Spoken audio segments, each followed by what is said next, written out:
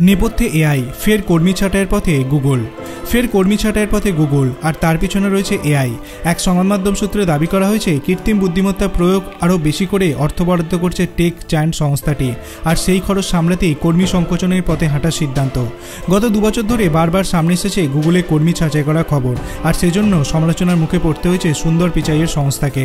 এবার নতুন করে ছাঁটাইয়ের খবর চাঞ্চল্য সৃষ্টি করেছে। জানা যাচ্ছে মার্কিন মুলুকের অফিসে পিপলস অপারেশন ডিভিশনে স্বেচ্ছা অবসরে যেতে হচ্ছে বহু কর্মীকে। মার্চের প্রথম দিনই সিনিয়র স্তরের কর্মীদের অনেককেই সংস্থা ছাড়তে হবে। এর জন্য তাদের বিশেষ প্যাকেজের ব্যবস্থাও করা হয়েছে। এর মধ্যে রয়েছে 14 সপ্তাহের বেতনের মতো অফারও। কেবল পিপলস অপারেশন ডিভিশনই নয়, সংস্থার ক্লাউড ডিভিশনও রয়েছে এই তালিকায়।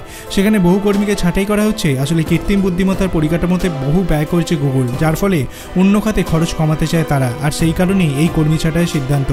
গত বছরও কর্মী ছাঁটাই করেছিল গুগল। জানা গিয়েছিল 1000-এর বেশি কর্মী ছাঁটাই করেছে টেক জায়ান্ট সংস্থাটি। বিভিন্ন বিভাগে এই ছাঁটাই করা হয়েছে, আর সেই ছাঁটাইয়ের মেলে কর্মীদের জানানো হয়েছে এই সিদ্ধান্ত রীতিমতো বাধ্য হয়ে নিচ্ছে গুগল।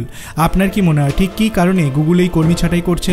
সেটি আপনি ভিডিও কমেন্ট সেকশনে জানাতে পারেন। ভিডিওটি থেকে নতুন করে ইনফরমেশন পেলে ভিডিওটিকে লাইক করবেন এবং বন্ধুদের সাথে শেয়ার করতে ভুলবেন না। ধন্যবাদ।